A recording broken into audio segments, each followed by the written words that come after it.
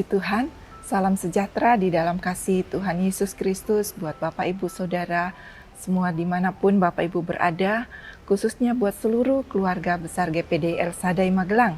Kita akan kembali untuk merenungkan firman Tuhan di Renungan 79 yang akan saya beri judul saat ini adalah teladan, di mana teladan adalah satu sikap dan perbuatan kita yang dapat memberi dampak bagi sekitar kita dan menjadi inspirasi bagi banyak orang, walaupun kadang teladan tidak mesti sempurna. Nah, dan saat ini kita akan melihat satu contoh teladan yang diberikan oleh tokoh Alkitab yang terdapat di dalam kitab 1 Tawarik pasalnya yang keempat, ayatnya yang ke-9 dan ayatnya yang ke-10, di mana hari ini bacaan Alkitab kita bacaan Alkitab kita adalah di dalam kitab 1 Tawarik pasalnya yang ke-3 sampai pasalnya yang ke-5. Yang akan saya bacakan menjadi ayat renungan kita di ayatnya yang ke-9 dan yang ke-10. 1 Tawarik 4 ayatnya yang ke-9 dan 10. Yabes lebih dimuliakan daripada saudara-saudaranya.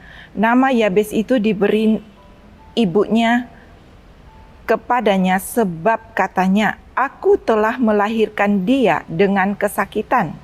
Yabes berseru kepada Allah Israel, katanya, "Kiranya engkau memberkati aku berlimpah-limpah dan memperluas daerahku, dan kiranya tanganmu menyertai aku dan melindungi aku daripada malapetaka, sehingga kesakitan tidak menimpa aku." Dan Allah mengabulkan permintaannya itu. Puji Tuhan, Bapak Ibu Saudara yang kekasih di dalam Tuhan, dari ayat yang menjadi renungan kita saat ini, saya mengambil satu teladan dari seorang yang bernama Yabes, seperti yang sudah kita baca tadi di dalam ayatnya yang ke-9 dan ayatnya yang ke-10 ini, di mana kalau kita perhatikan dikatakan di ayatnya yang ke-9,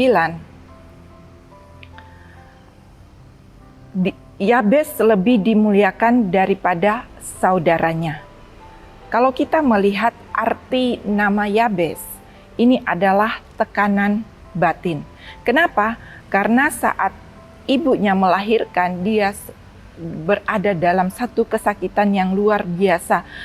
Dan dia begitu merasa sangat sengsara sehingga anaknya diberi nama Yabes.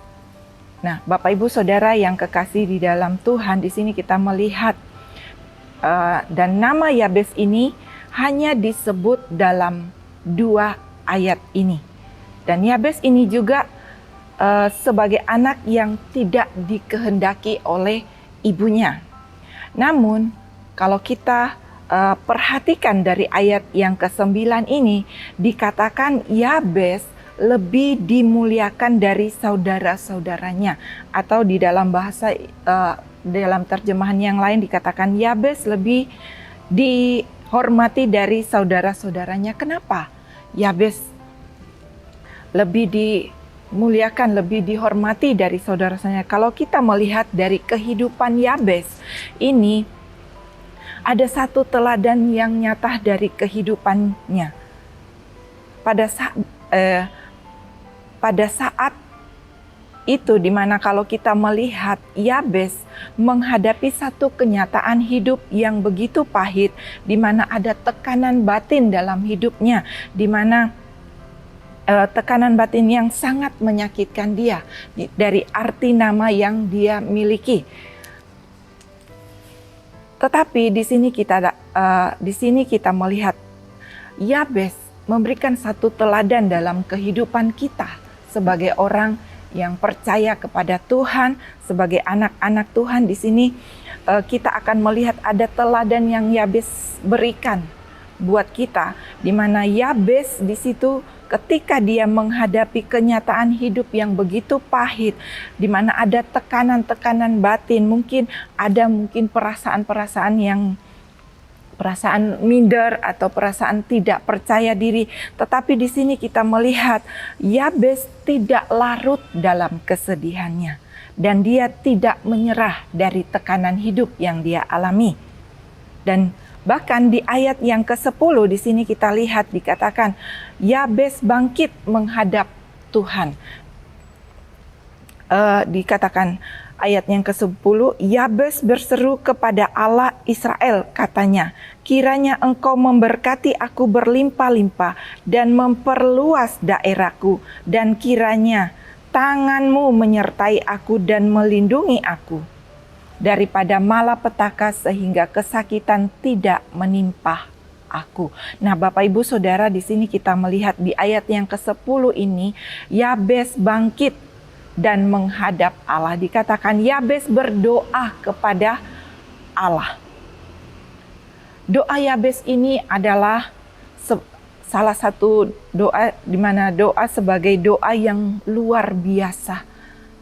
Kenapa dikatakan satu doa yang luar biasa? Karena bagi kebanyakan orang doanya ini adalah dianggap sebagai doa yang nekat. Doa yang sangat begitu berani. Kenapa? Karena pada zaman itu Bapak Ibu Saudara kita tahu bersama orang Israel kalau mau datang kepada Tuhan mereka harus melalui seorang imam. Seseorang yang datang menghadap Tuhan harus melalui seorang imam. Karena apa? Karena Allah Israel di sini kalau kita melihat Yabes berseru kepada Allah Israel. Nah, di sini kita melihat karena waktu itu Yabes menghadap Allah Israel yang Maha Kudus. Bapak Ibu, siapa yang berani menghadap Tuhan yang Maha Kudus pada saat itu, di mana mereka harus ada yang mewakili mereka untuk menghadap Tuhan. Dan di sini kita melihat inilah satu keberanian dari Yabes pada waktu dia berdoa kepada Allah Israel. Dan dia tidak tahu apakah doa itu akan dijawab oleh Tuhan atau tidak. Dan dari apa yang dilakukan oleh Yabes ini, Bapak Ibu Saudara, kita dapat mengambil mengambil pelajaran dari doa Yabes ini. Ada teladan yang Yabes berikan buat kita sebagai orang yang percaya kepada Tuhan. Yang pertama adalah Yabes tidak mudah putus asa. Yabes tidak mudah putus asa dengan apa yang dia alami saat itu. Di mana kalau kita melihat satu nama yang diberikan kepada dia yang membuat dia mungkin tidak akan memiliki satu pengharapan, tidak memiliki masa depan. Tetapi di sini kita melihat Yabes tidak mudah putus asa. Dan yang kedua adalah Yabes berani mengambil resiko karena dia berani menghadap Allah Israel yang Maha Kudus. Ini berarti dia memiliki satu iman kepada Allah Israel, Allah orang Israel. Dan dia percaya bahwa Tuhan tidak akan membiarkan dia. Dan di sini kita melihat bagaimana Yabes memiliki iman yang teguh kepada Allah Israel. Allah Tuhan yang disembah oleh Israel. Walaupun dia tidak tahu apakah doanya itu akan dijawab atau tidak oleh Tuhan. Tetapi dia hanya berseru kepada Allahnya Israel. Dan kita tahu bersama bahwa Allah yang kita sembah, Allah yang disembah oleh orang Israel adalah Allah yang sama yang disembah oleh kita juga sebagai orang-orang yang percaya, yang hidup di dalam dunia di hari-hari ini. Orang yang percaya kepada Tuhan Yesus Kristus. Nah, Bapak Ibu Saudara yang kekasih di dalam Tuhan. Dan yang ketiga di sini adalah pelajaran dari teladan yang disampaikan, yang dilakukan oleh Yabes adalah Yabes tidak memandang masa depannya dengan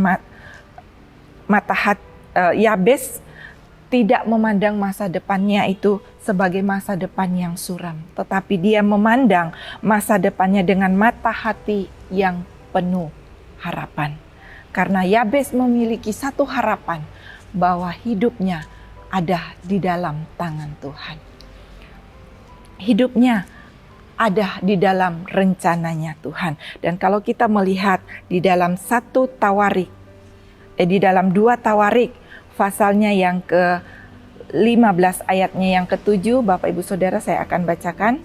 2 Tawarik pasalnya yang ke-15 ayatnya yang ke-7 berkata, tetapi kamu ini kuatkanlah hatimu, jangan lemah semangatmu, karena ada upah bagi usahamu. Satu pengharapan yang dilakukan oleh Yabes adalah dia terus berusaha mencari Tuhan, percaya kepada Tuhan.